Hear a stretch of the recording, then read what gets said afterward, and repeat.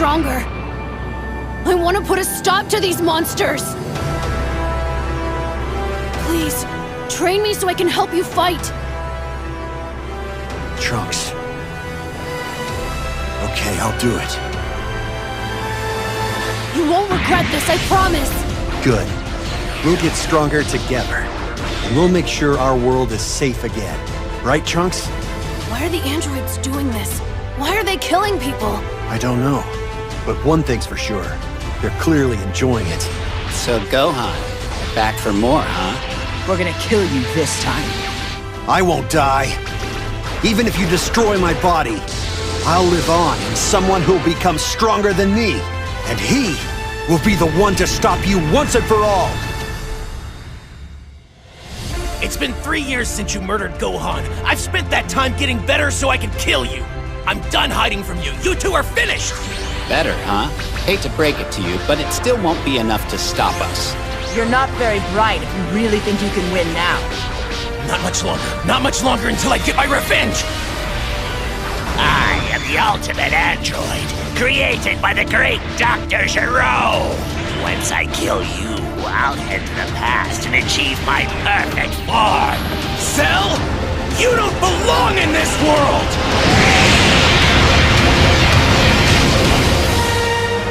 And all of those people, my dad, yours, and everyone else, they live on in you now, Trunks. If anyone's gonna bring peace, it's you. You're our last hope.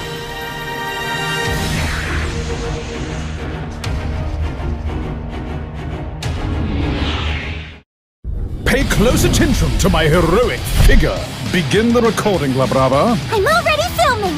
Here I come! Yeah! Let's be gentlemen. Sandwich! For you! For you.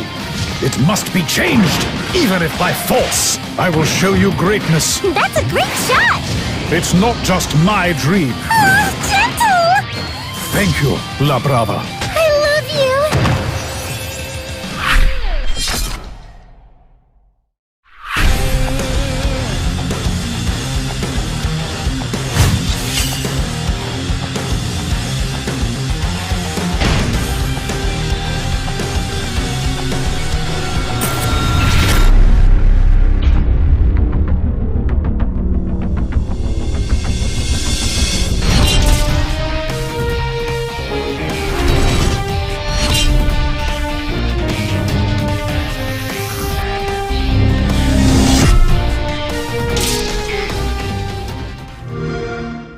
In the far distant future, a psionic hormone was discovered in the human brain, granting people extrasensory powers and changing the world as we knew it. As humanity entered this new era, deranged mutants known as Others began to descend from the sky with a hunger for human brains. Highly resistant to conventional attack methods, extreme measures needed to be taken to battle the overwhelming threat and preserve humanity. Those with acute extrasensory abilities, known as psionics, were our only chance to fight the onslaught from above. Since then, psionics have been scouted for their talents and recruited to the Other Suppression Force, also known as the OSF, humanity's last line of defense. The most powerful and popular members are viewed as heroes, the Scarlet Guardians. Begin your adventure with either Yuito Sumeragi, an energetic recruit from a prestigious political family, or Kasane Randall, the mysterious scout whose power and skill has gained great notoriety among the OSF. As their different experiences interweave with each other, it is only then that you will reveal the full story and unlock all the mysteries of a brain-punk future caught between technology and psychic abilities. Welcome to the world of Scarlet Nexus. Our story starts in Suo, New Himuka's leading city, the center of its politics, economy, and culture. Its people thrive under the protection of the soaring tower that houses the Other Suppression Force headquarters. All habitants share a connection. Their brains are linked to Psynet, a huge network that bonds everyone and everything together for the good of its residents. In Scarlet Nexus, you will become members of the Other Suppression Force, OSF, that are tasked with using their powerful psionic abilities to protect humanity. The OSF has been recruiting new members every year for the past 560 years, each one with special powers to help fight back against the others. Using the Struggle Arms System, or SAS, a brain-to-brain connection with virtual cables, members are able to temporarily use allies' powers. As a member of the OSF, you will have to patrol around the capital in places such as the old OSF Hospital, a hospital formerly operating on the outskirts of Suo. It was abandoned after a large-scale assault by others, and has since been moved to a location inside the capital. Yuito spent his youth in and out of the facility due to his frail disposition, and almost got killed by an other during said attack, but a member of the OSF rescued him. Later, he enlisted himself in the OSF and endured intensive training to one day be able to help the citizens of his city. Additional patrol routes will have you check for others' activity in the abandoned subway, Suo 99, a transportation network stretching out from underneath Suo to the neighboring cities. The track was abandoned along with the underground industrial district long ago, after it sustained an attack by the others. It is now a hazardous zone, riddled with cave-ins. Kunad Highway, a highway built in the remote region of Kunad, will often be a destination for young recruits. This highway, much like the town it once led to, has fallen into disuse, given over to others. And the famed Kikuchiba, a defunct mercantile satellite town of the Suo capital.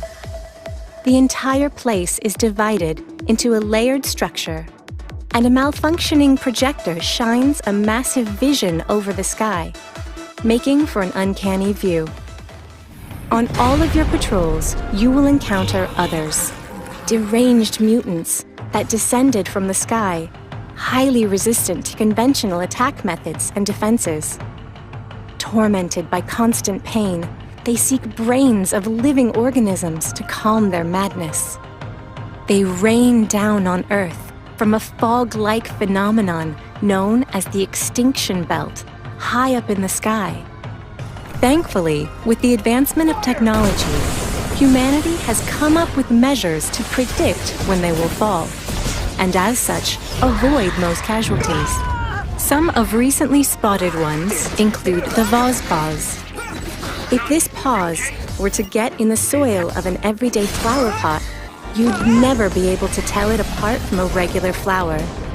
When it spots prey from afar, it will jump with terrifying power and home in with a kick attack. Your telepathic powers should allow you to face against this threat easily. However, beware of the Brawn Yawn. This yawn crawls through the ground to approach its prey and leaps out with a powerful attack. Although it looks like the creature turns the ground to liquid and moves through it, data analysis has shown that the other itself is liquefied and sinks into the ground. However, do not engage if you ever find yourself in front of the Court Mort, the most massive recorded other sighting in history. Please do not engage. Featuring a dual story, Scarlet Nexus allows you to play as Yuito, a bright and optimistic young recruit who has a strong yet kind soul. He is the second son of the prestigious Sumeragi family, whose ancestors were the founding fathers of New Himuka. He comes from a family of politicians, with his father Joe leading the current government, and his brother Kaito commanding the other suppression force. He fights close quarters with the combination of quick sword attacks and psychokinesis abilities. Or Kasane, cool, rational, and indifferent to those around her. Kasane is an elite soldier who graduated top of her class after being scouted by the OSF for her exceptional fighting skills and power. She tends to be unapproachable and causes friction with those around her. But she can also be very kind to those she has opened up to. She fights at range with a combination of ranged, multi-blade attacks and psychokinesis abilities. They are both able to use psychokinesis, the ability to move objects freely by using their minds. They will of course be able to count on the support of their allies and friends in battle, and their powers using SAS. Hanabi and her pyrokinesis will be Yuito's first ally, and Shiden and his electrokinesis, Kasane's. Throughout their adventures, they will be able to fight alongside Arashi and her hypervelocity, Kagero and his invisibility, Kyoka and her duplication, Sugumi and her clairvoyance, Luca and his teleportation, and finally Gemma and his sclerokinesis. Cynet's hyperconnectivity to all your party will allow you to protect New Himuka and humanity.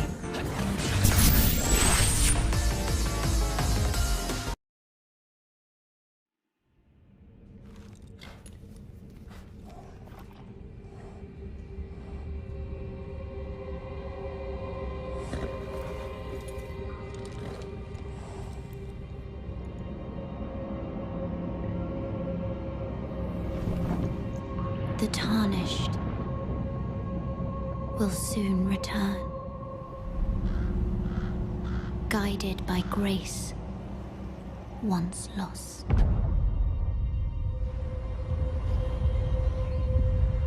The Golden Order is broken to its core.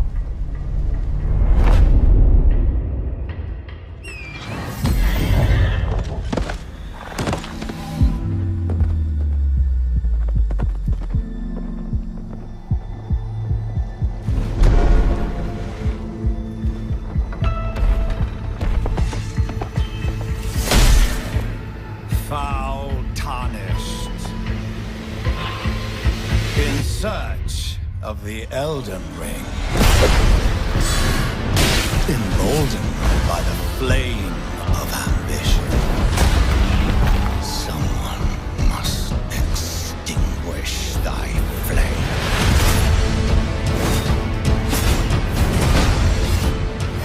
They will fight, and they will die. In an unending curse.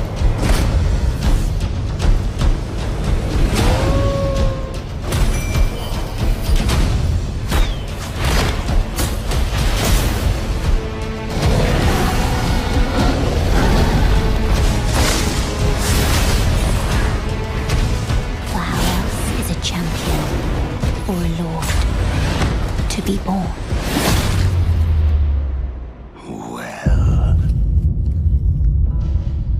Lowly tarnished, playing as a lord. I command thee now!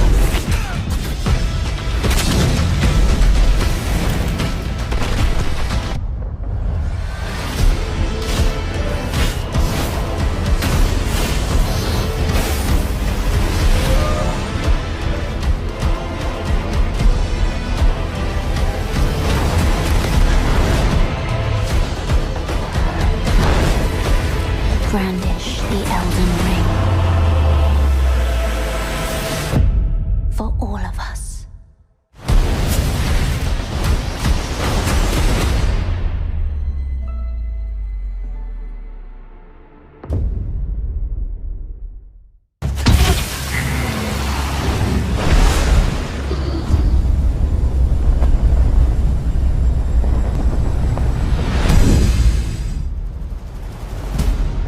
Pretty fancy place they got here.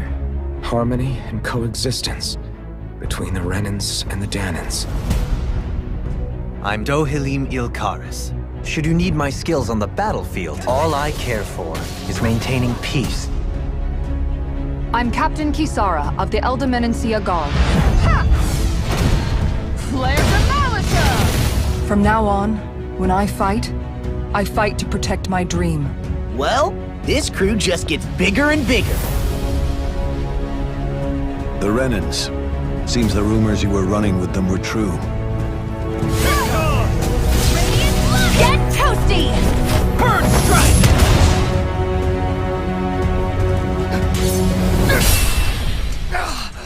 Been looking for you. All of you, get the hell out of my realm! This is Tannin's realm and it's ours, understand?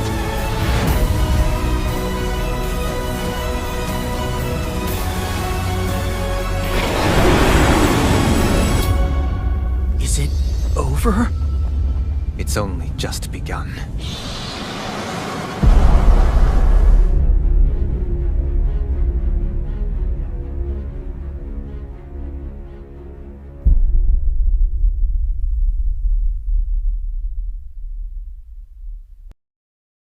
Peggy 18.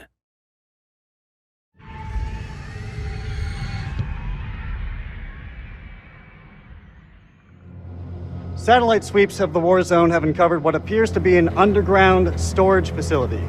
But I strongly suspect it's where chemical weapons are hidden, so we need to move fast. Ready to go dark.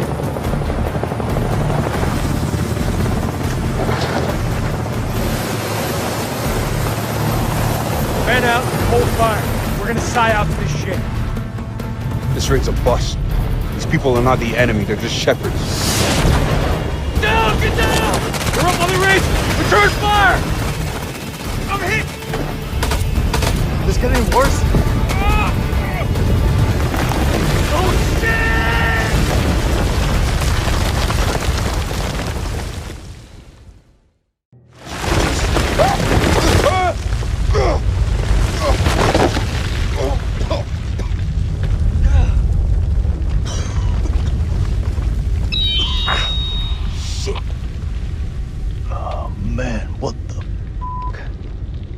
Mailman 2-1 actual. All teams sound off. Over. Ah, shit.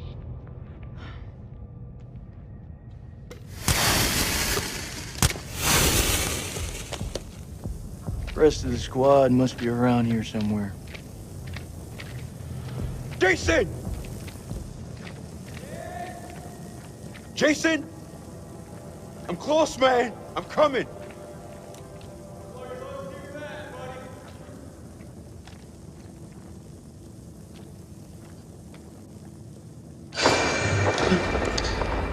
You gotta be kidding me.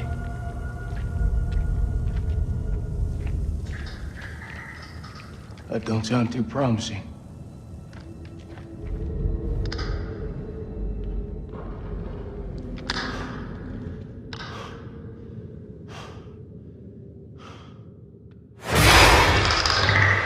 What a...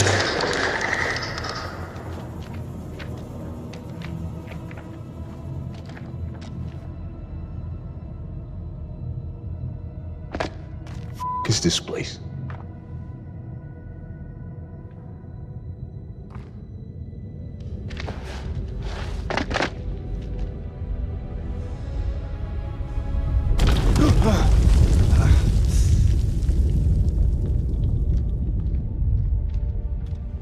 That you, Nick? Well, ain't that something? Where on God's green earth have we landed? We need to get back topside, regroup with the rest of the squad, and signal for medevac. This place ain't no weapons silo, but it's sure as crawling with Iraqis. Nick? Sergeant K, pull yourself together. Eyes wide.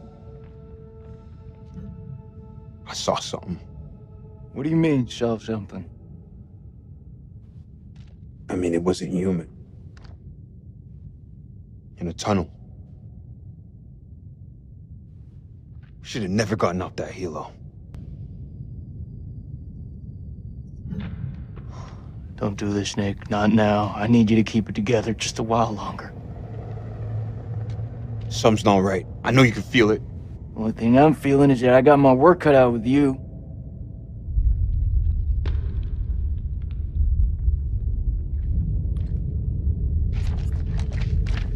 You ever seen anything like this? What the hell is this place? Pass. I flunked history at school.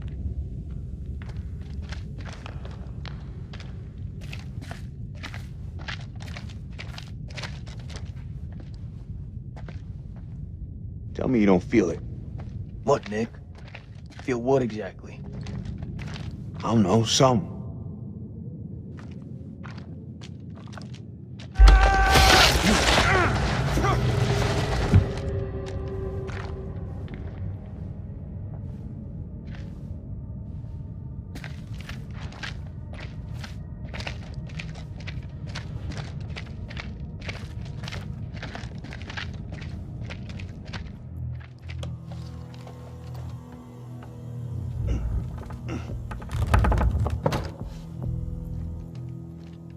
I'm gonna need some more muscle. You skipping gym again?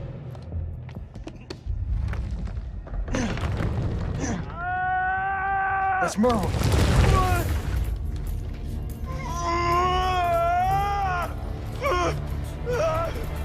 Jesus, I'm trying. Will you stop squirming around? It's bad. It's bleeding out. We have to cut him down right now. Hold tight, buddy. We got you. Nick, I need you here. Cut the wires.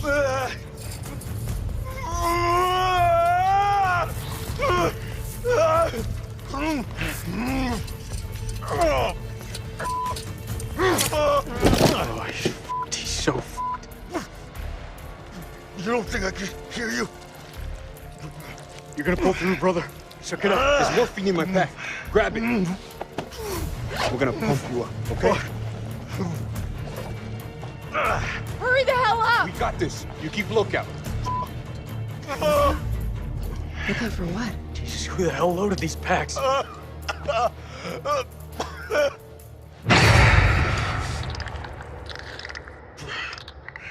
the just happened?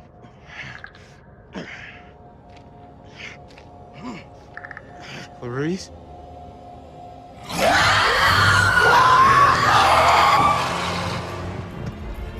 Who's that? Now! What happened to her? No! He's out there. I don't know. I'm trying to find out. Let's move.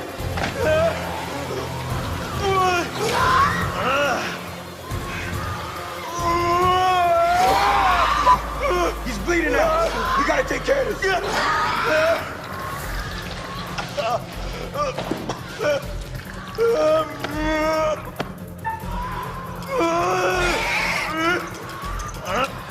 Okay. You want the good version or the bad version? Just give it to me straight. Not gonna lie, man. It's pretty bad. Shut up, man. Hold it again.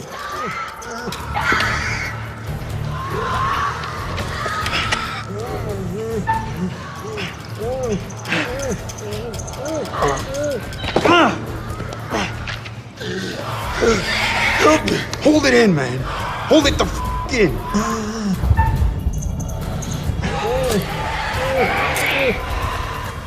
I need you with me. So fuck. Didn't I just tell you to keep her shit together? They're coming for us.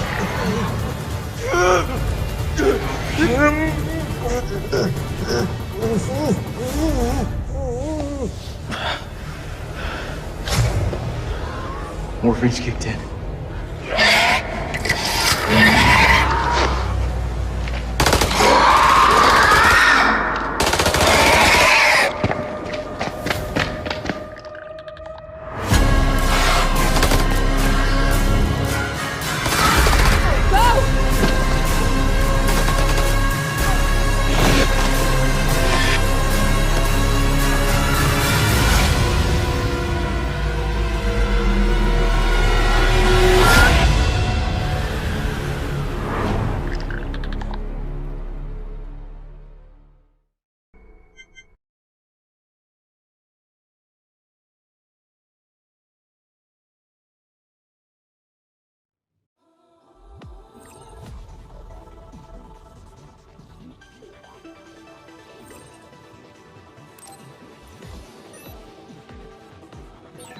This test will decide my assignment. I hope I'm in the same platoon as Naomi. Thinking about it now won't do me any good. I have to focus. I should be able to complete the assignment as long as I'm calm.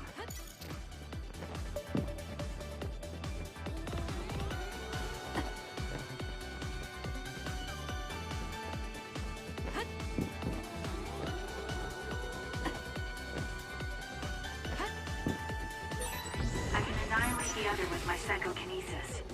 Naomi even complimented me on how well it was suited for combat.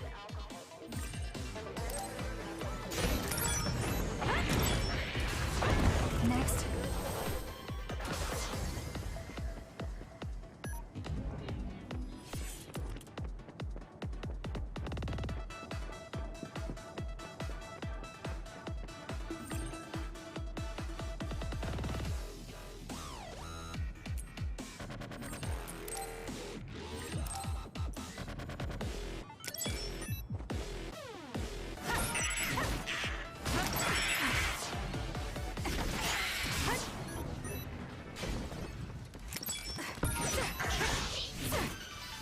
It's done.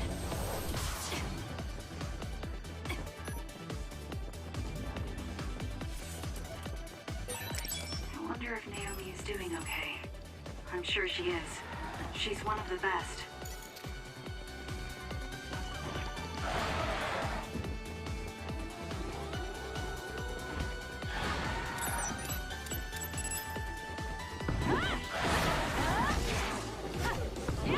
Next.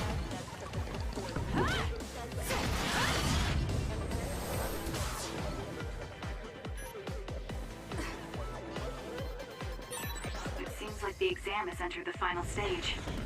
I feel like I'm in good form, but I can't relax just yet.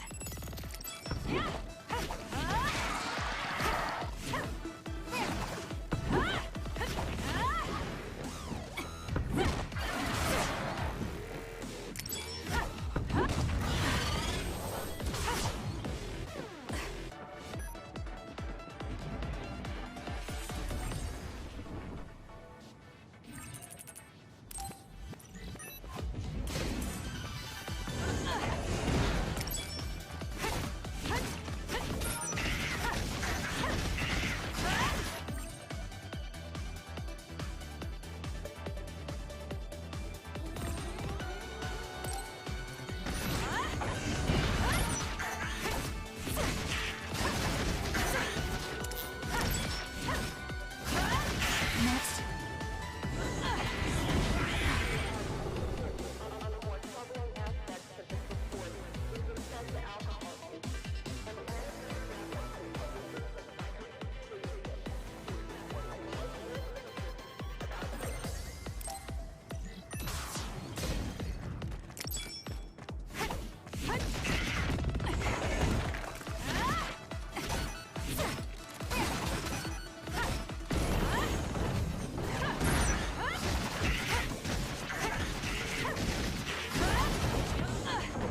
It's done.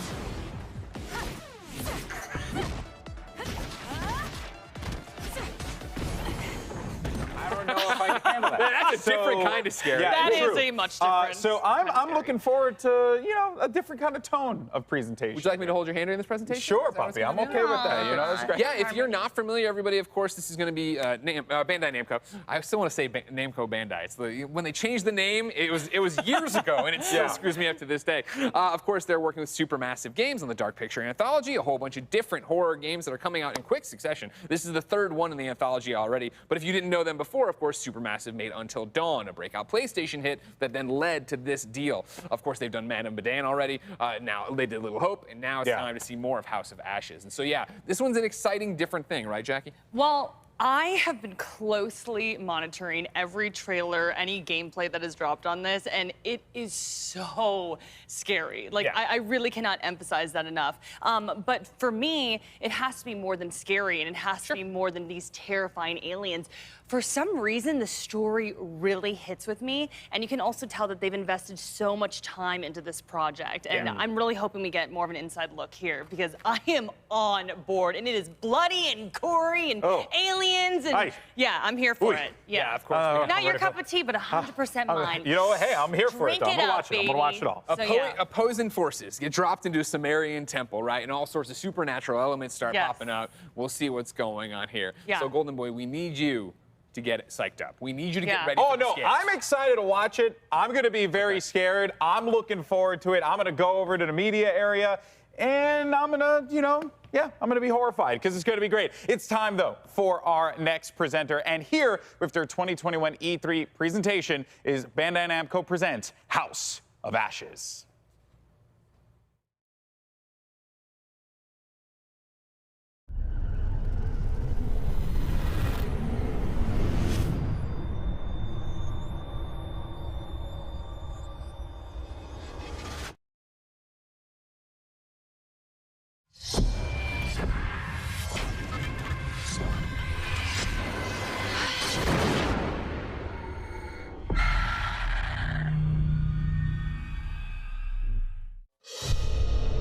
An ancient horror has awoken from its slumber and is hungry for blood. Shall we see how many have fallen into shadow? Satellite sweeps of the war zone have uncovered what appears to be an underground storage facility. But I strongly suspect it's where chemical weapons are hidden, so we need to move fast. Ready to go dark. To descend into the unknown alone is extremely brave. Man out, hold fire. Or extremely foolish. We're gonna psyop this shit. Brothers in arms, or will it be a case of each man for himself? Down, get down! They're up on the ridge! Return fire! You teeter on the edge of an abyss. Your survival depends on the choices you make.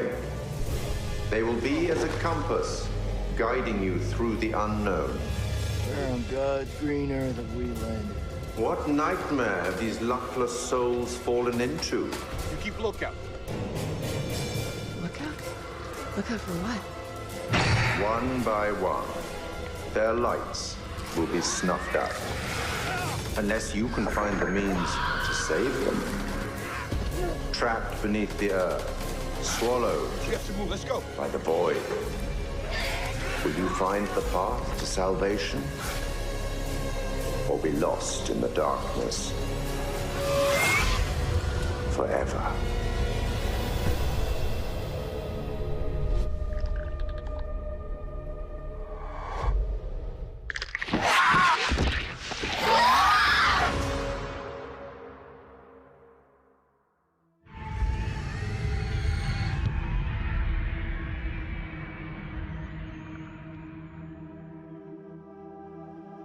We're here at Supermassive to talk about the next game in the Dark Pictures anthology, House of Ashes. And I'm joined by exec producer Dan. How you doing? Hello. Thank you for joining us. Right, Really cool. so let's start at the very start. We're going to be talking about House of Ashes for most of the interview, but for those that don't know, tell us about the Dark Pictures anthology. The Dark Pictures is a series of narrative, story-driven, branching horror stories. Each one is standalone. They each tell a different story, completely separated from the others, but within the same universe, so there is connection between them all. House of Ashes is set at the end of the Iraq War in 2003, with links 4,000 years ago that set the story up.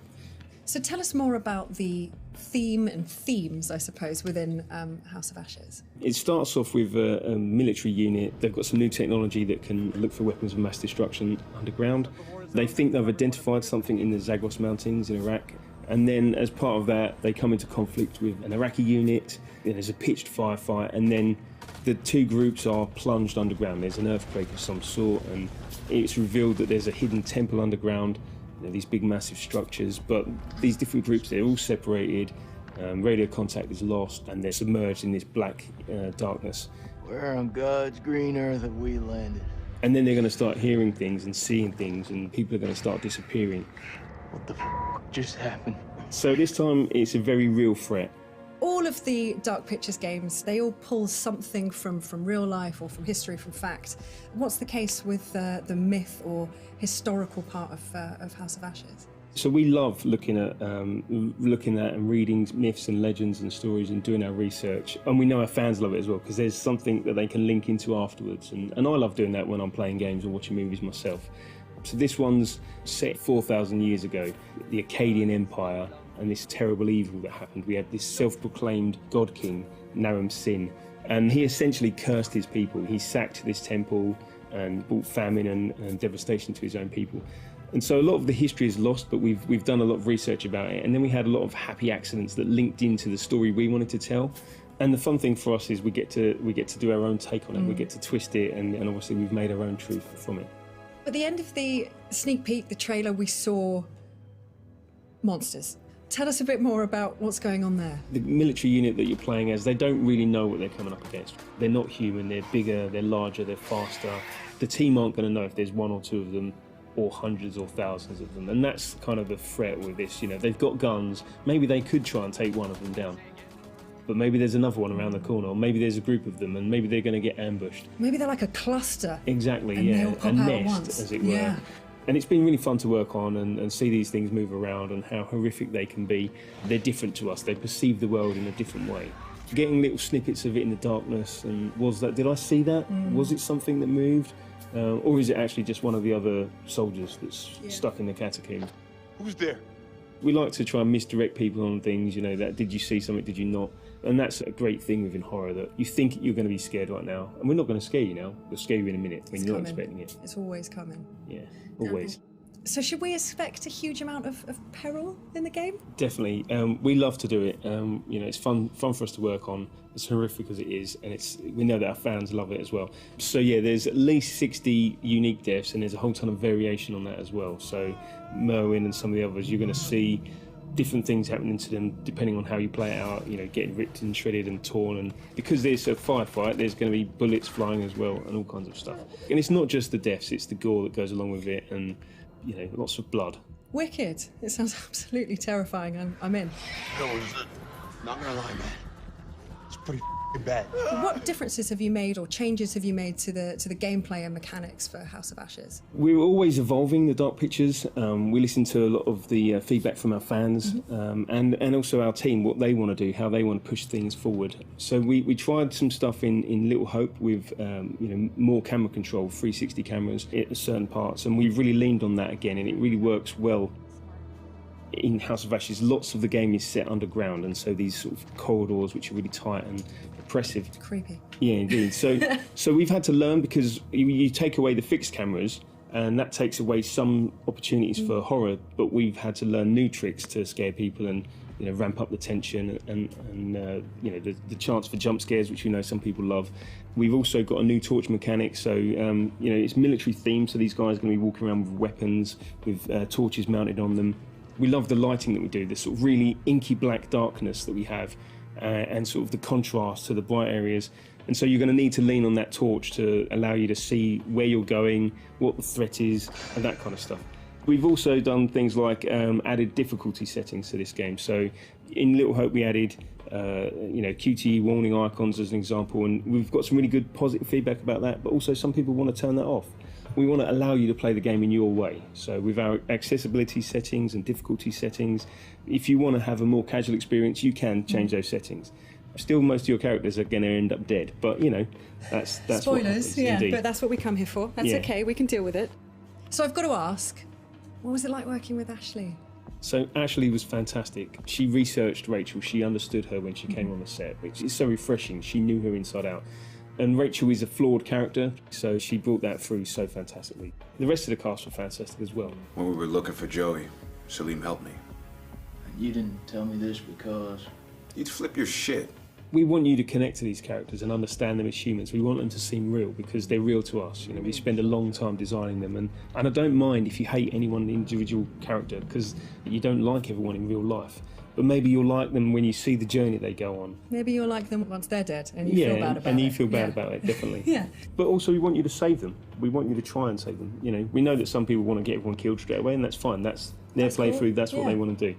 But, you know, can you get everyone out alive and save as many as you can? There's a lot of replayability there. Indeed, Goes on forever. I like that. So, last question. Favourite scene? Favourite scenes? So Salim, our Iraqi soldier, and Jason Kolchak, one of the Marines that's there. There's a way that can play out and a sort of contest between them, and you can make it go in a number of different ways. The enemy of my enemy is my friend. It's really emotional. Seeing them film it, I was lucky enough to be there, and then seeing that come through in game, I think we've got something there. I think that's gold. And then, of course, I love scaring people, so I love the jump scares. I love the moments of tension that we bring. We can't hold you in that moment, so we've got some fantastic jokes in there as well to allow you to relax for a moment before we scare you again. To take your mind off the imminent threat. I like that. Dan, thank you so much. This has been really cool to talk about, and I'm sure, you know, I'm excited and terrified in equal part, and everyone else is just excited, I'm sure of it. And it's been a real pleasure to speak to you, and I can't wait to get it into people's hands. It's going to happen.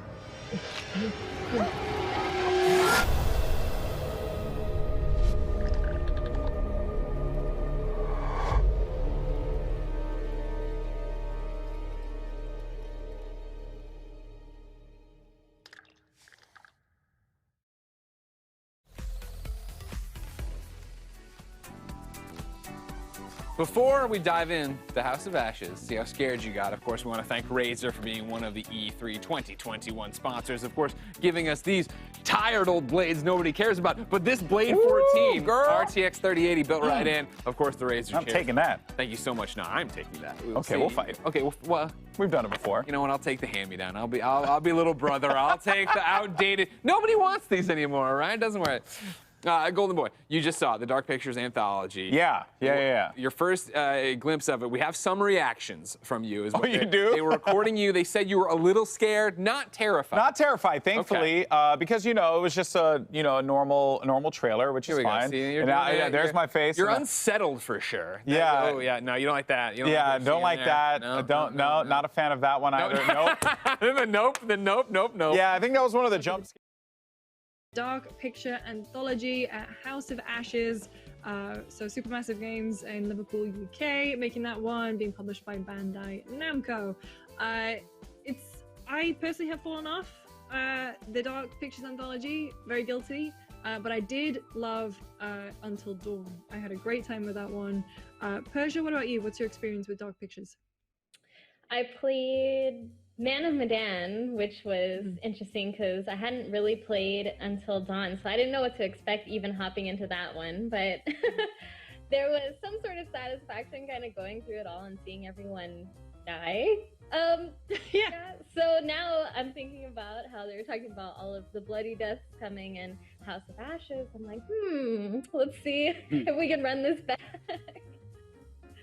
I was gonna say, because the dev was saying that, like, obviously there are people who you're gonna want to kill, or at least there are always players who are gonna try and kill everyone. I am a player who will try and save as many as I can, so I can't really identify. Tam, what's your experience with these ones? Yeah, I played a bunch of Man of Medan, and I went to like a kind of like spoke to the developers behind it, and I think the thing about it for me currently is the ambition that the developers have for it, especially coming off Until Dawn and the critical acclaim that they got for that, and what they've executed on has been slightly at odds with each other. I feel like they've got the spark of something, and it's just not quite hitting in terms of one thing or another. Sometimes it's like the writing's not all there, sometimes it's like the atmosphere's not quite there, or like the decision-making moments aren't perhaps amazing. This one definitely feels like it's starting to look like it could be the most interesting, especially thematically, narratively. So I'm really excited to jump back into it and see how they deal with it. Like the idea of a kind of like military setting where this weird supernatural thing is happening, and how that impacts the people around it, the mental states of them, and then them knowing that in terms of gameplay they needed to shake it up a bit. I think that is really good, a really good sign going into this new entry in that series. So I am definitely more inclined to keep an eye on it and check it out when it comes out for sure. Yeah, I think to your point there, if you think about Until Dawn, I remember when that one was announced, came out 2015, I remember it being announced like way ahead, and it was very different. I think I remember it was like a PlayStation Move game, like you use the PS Move as sort of your torch or flashlight, and then ultimately like the way that game evolved. And so maybe Supermassive have learned something, and they're just kind of making these shorter experiences that are still, full to the brim of player choice, but are maybe less ambitious in all the millions of different permutations you could potentially get in Until Dawn. I'm probably over-exaggerating when I say millions, but definitely a lot. So it's good to see, and it also means that they can be a little bit quicker when it comes to reacting to things like player feedback. As you can see, they're changing their accessibility options, which is always a fantastic thing to hear and see developers do, but also changing the way that they're adding like difficulty settings, and they're changing the camera stuff, because I loved Until Dawn in the way that it had like this filmic quality. It was, every shot seemed very, very deliberate. And it's obviously, you know, a throwback to something like Resident Evil, where you sort of have the tank controls and the very deliberately posed cameras. But that does mean that like some players are not going to enjoy that. And so I'm intrigued to see them experiment with a freer camera for this one. The story hasn't particularly grabbed me just yet, because I have never heard of the Akkadian Empire. British schooling, unfortunately, did not go that far, but it sounds intriguing, like a court that kind of ends up all bloody and full of betrayal. I love that stuff. Persia, what do you make of the setting and the fact that Ashley, I didn't realize Ashley Tisdale was in it. Obviously, they always have like a big name, like Sean Ashmore, Rami Malek, Hayden Panettiere, like they always have these big names, and now Ashley Tisdale.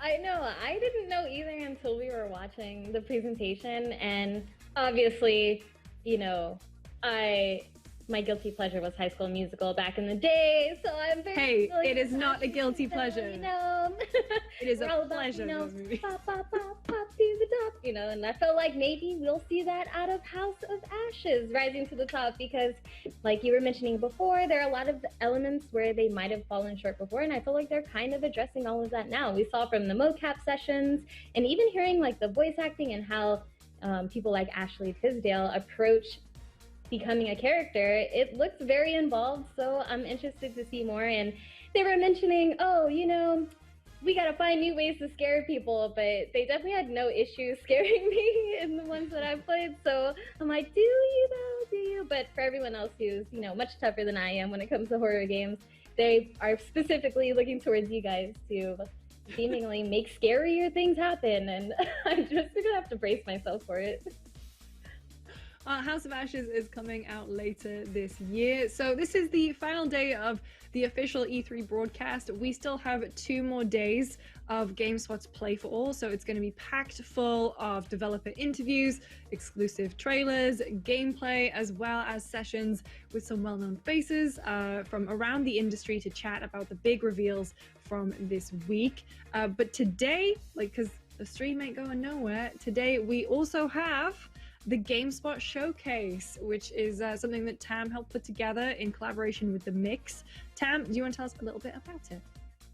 Yeah, so the GameSpot Showcase is something that is quite near and dear to our hearts, and my heart specifically as well.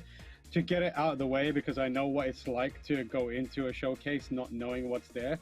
This isn't about AAA experiences. You're not going to get an Elden Ring here. You won't see Halo pop up. You won't have any AAA games like that. However, the games that are going to be there are really cool. They're really interesting. I hand-selected a bunch of them myself, and my approach to it was like, I'm going to pick a bunch of games that I know my friends are going to like. And there's games in there that I thought about when I saw them. It was like, oh, this person that I work with is going to love this, or this person I know is going to love this. And they're all games that are tied together thematically or in terms of purpose, in that they are exploring interesting subject matter that is often not explored in AAA games, or they're created by teams of diverse perspectives, or they're created by, you know, teams that want to have a message, or they're games that are designed to be uplifting and cozy and that kind of stuff. This is the kind of stuff that I think is going to be, like I said, not blockbuster games that you're going to be like, holy moly, this is going to be game of the year. I mean, some of them will be game of the year, I'm sure, for a lot of people, but it's the smaller experiences that are going to be meaningful to you in your life, and they will either make you feel good about playing them, or they'll make you think when you put them down, or you'll want to speak to someone and be like, you should check this game out. It's a small indie game that's really, really neat. And it's split up into an hour, and there are 4 interviews that are going to happen during that whole hour, and they're for 4 games that come from people or their thought ideas or get for games that I really like stuck with me and I wanted to explore them. So they're like maybe 5 or 6 minutes each per interview. In between that, we're just going to be talking about here's a bunch of games, and we're going to show a quick hits of trailers for these games. So it's quite a lean, I think, showcase. I very much, myself and Randy and the team at the Mix that worked on it, were very cognizant of the fact that of the pacing of it. We didn't want to have people like falling asleep watching these kind of showcases, and not really giving people things to get excited about. So we made an effort to make sure that there's always going to be something that someone watching there is going to be like, oh, that's cool, or as in the interview sections, there's stuff there that you're going to say like, oh, that's an interesting perspective or subject matter. So yeah, please do check it out and share it and let people know. This is the first time we've done anything like this, and I hope that people take to it because I'd love to do more of it. Yeah, well, that is today at 3:30 p.m. or 3:35, I think it is, if you want the specific timings. We'll be streaming the whole thing. You can also find it on the ESA's broadcast, E3's broadcast, but it's going to be a good time, and Tam's put a lot of hard work, as well as the folks at the Mix, to put it all together, so make sure you watch. That's not all that we have today. The official E3 awards are also happening. Persia, I mean, what do you think is going to be, what do you think is the game that is going to like walk away with the most awards today? I mean, it's tough because when I first started watching all the press conferences as they were coming by, every conference had something that caught my eye, but I gotta stick with my roots. Like, the Halo multiplayer looked really, really good. It got me super excited, and honestly, I've watched it so many times, slowing it down, looking at everything, seeing what's new, what's coming back, and it just reminds me of the old days when I used to play so much Halo 2 and like, breaking the game down with friends, and I'm ready to run it all back in 2021. Holiday season is coming, so honestly, I gotta give all my love to Halo, even though there were a ton of games that were really cool. Like, my second favorite is probably Redfall so far. I really love the cinematic. I love the theme.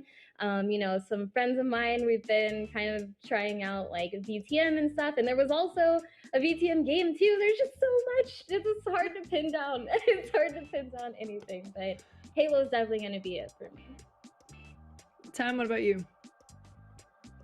You know the answer to this. You know the answer to this. Well, does it count though? Because it was in a different show.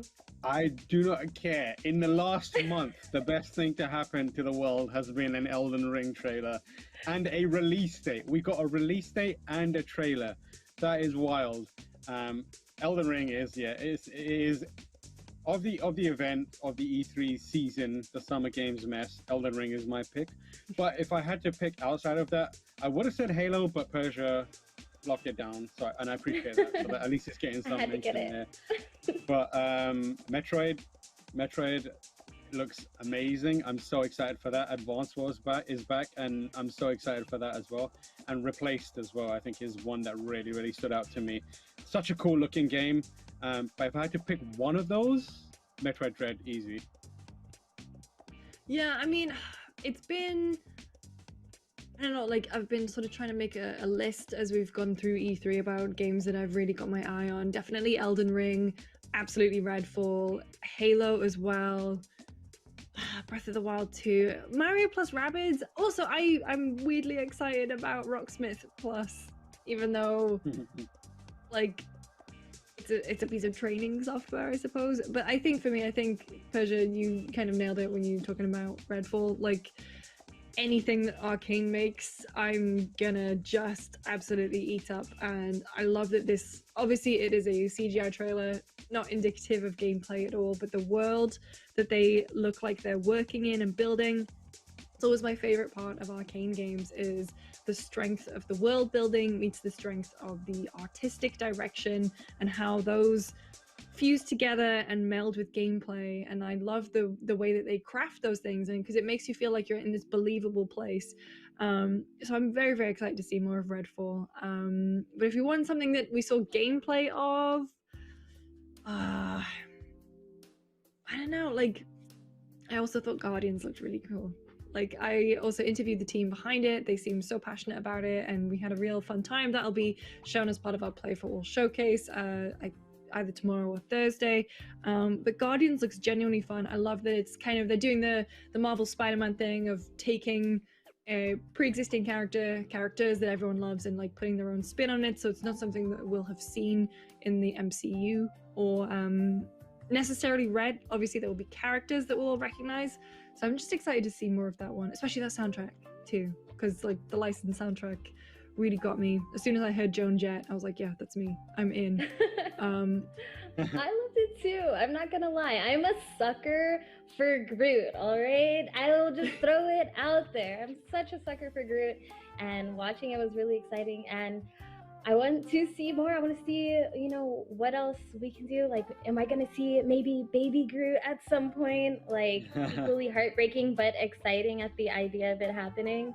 And yeah, I agree. It looked really good. Gamora, she kind of has her outfit that's more closer to her older design and not really her MCU design, which is my personal favorite because she was my main in Marvel Infinite, who also has. She looks like the Infinite version. Design. Yes. Yeah, she looks like the Infinite version. The moment she popped up, I was like, "That's Infinite." I've seen that before. I love it, so I'm looking forward to it too. Yeah. Any other games that caught your eye, Tam? I think that's pretty much the. There's also the Kurosawa game, which I'm forgetting the name of because my memory is shot at this point, but that kind of that looked really, really cool. But other than that, yeah, I think I need to go back and really check out. Like 12 Minutes got a release date, and I'm hyped as hell about that. But I want to go back and watch a bunch of those. Starfield, we could say Starfield as well, I guess. Like nothing in terms of gameplay, but the vibe of it was really cool, and I'm excited for that. But yeah, I think all those games that are coming to Game Pass are my games of the show. Game Pass is the game of the show. Game Pass is my game of the show. It's also really strange to hear about like E3 awards with no one going hands-on with anything. Like, because that was always sort of the best bit of E3 is like walking around the booths and having hands-on with the games there, and then seeing all the awards kind of stack up. So it's a weird one, but I'm excited. I think Halo is going to walk away with a lot. I think they've really turned it around. The sentiment definitely seems to be just way higher from that first reveal that they had last summer. So I'm stoked for that. We should talk about what else we're doing as a part of Play for All. So we have 2 days of live streams starting tomorrow, 9 a.m. I believe, running until about 2 or 3. So we're kind of all going to be anchoring like Tam, Persia and I, Kurt, Dave, going to be popping on as well. And then we're going to be chatting about the interviews and the hands-on and all of the gameplay and trailers that we're going to be showing. I don't know how public our schedule is yet. Tam, maybe you can speak to I that. don't think it's super public, but what we can say is around E3 we're usually given access to a bunch of executives and people who you would have seen on stage at E3, or developers that are key minds behind some of these games.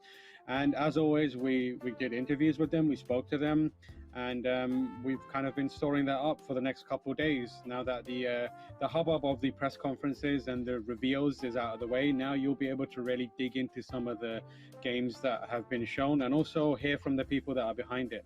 So we will have interviews with the likes of Pete Hines, and we'll have interviews with Nintendo folks and folks that are working on games. So it is well worth tuning in over the next couple of days. Yeah, like Lucy said, we're all going to be there as well, and it's kind of the storm has passed now, so we're kind of calming down. So we're just going to have fun with it. We're going to keep it easy breezy, maybe get a bit weird. So we'll make sure to make it entertaining for you, as well as it being informative and insightful from the people that we bring on.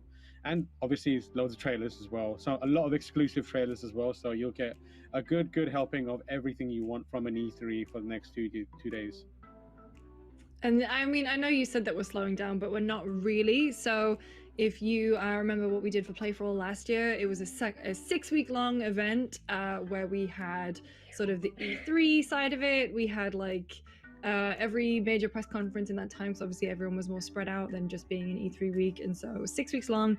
And if we weren't doing something about new releases or press conferences, we were running charity streams. We raised a lot of money last year for Black Lives Matter and Direct Relief COVID support. So this year, that's coming back in earnest. We are partnering with Able Gamers to raise money for them. A fantastic charity that helps people with disabilities just play games, and like their mission is so strong. And we were talking to Steve Swan, who is going to be joining us on a live stream next week, and the fact that gaming helps bring people together, it's like just this joyous activity that like we know you're all gamers, because otherwise why would you be here to partake in, and like especially over quarantine it's helped to bring so many people together. So Able Gamers works not only in accessibility consulting but also in changing pieces of hardware so that people with disabilities can play.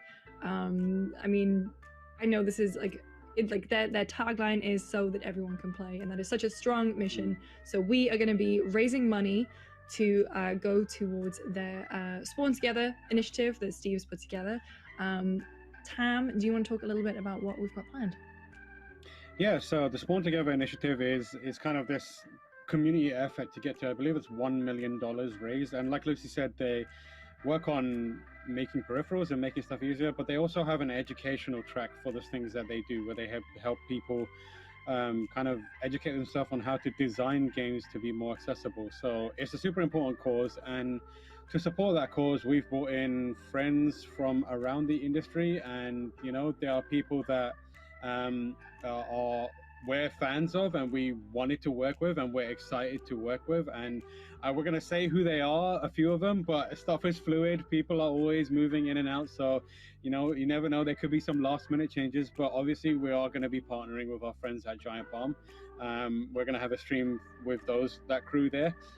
We're going to have Jake Baldino is going to be here from Game Ranks. We're going to be playing some Metal Gear, and we're going to be doing some really goofy stuff with Metal Gear. If you're a fan of anime, you will obviously know the YouTuber Super Eye Patch Wolf. And Super Eye Patch Wolf was very kind enough last year to hang out with us and you know, play a game for the first time. He'd never played What Remains of Edith Finch, and he wanted to play that on stream, and we did that. So we've brought him back, and we've teamed him up with internet sensation, one of the smartest minds in my eyes around right now, H Bomber Guy. So it's going to be me, Lucy, H Bomber Guy, and Super Eye Patch Wolf. We're going to be playing Heave Ho, and we're going to try and have an intelligent discussion at the same time. Beyond that, we've got the Kind of Funny crew coming on. We'll have Greg, Snowback Mike, Blessing, and we're going to be playing. What are we playing again? Knockout City. We were playing Knockout City, which was a ton of fun. And we've also got Steve Swan from Able Gamers joining us as well. And John Robertson is going to be doing his incredible dark room with us next Tuesday, which is like an interactive choose your own adventure. It's wickedly twisted. He streams it quite frequently. He did a charity stream the other week, and I popped on and I had the best time, and it's like all interactive with Twitch. He does some really cool stuff there, so you won't want to miss it. We're going to be streaming twice daily, 10 a.m. PT until 12 p.m. PT is kind of like the morning slot, and then 2 p.m. PT till 4 p.m.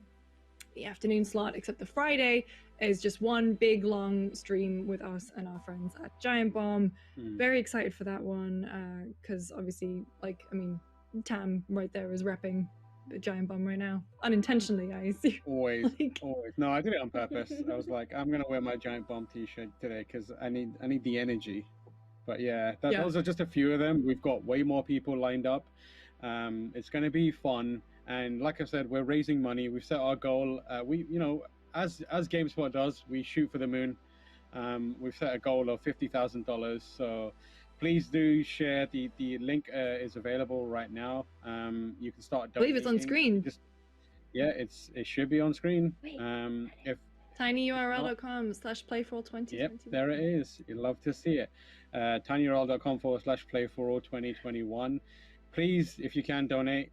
You know, it's going in there. If you can't, share it around, let people know. I'm sure you know people who will be very, very much up for donating to a good cause. So share while you can. Let's try and get as close to 50K as we can, if not hit it. Yeah, I mean, it's going to be a lot of fun.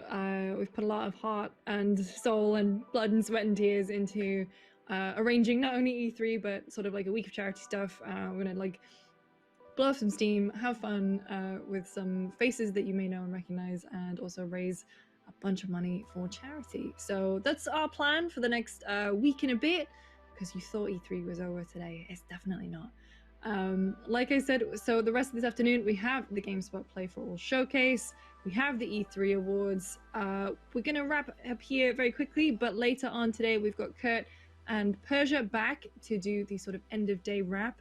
So before we go, just now, what have been your biggest, like the most fun thing you saw today, Persia? WarioWare! Oh my gosh, I played so much WarioWare back in the day. They had the most random mini games. This was definitely around where I was like, mini games are life, and WarioWare fit right in that pocket. And the fact that they announced it, I was like, what? And then I can play with friends. What? I was like, this is perfect. I love it. Was not expecting it.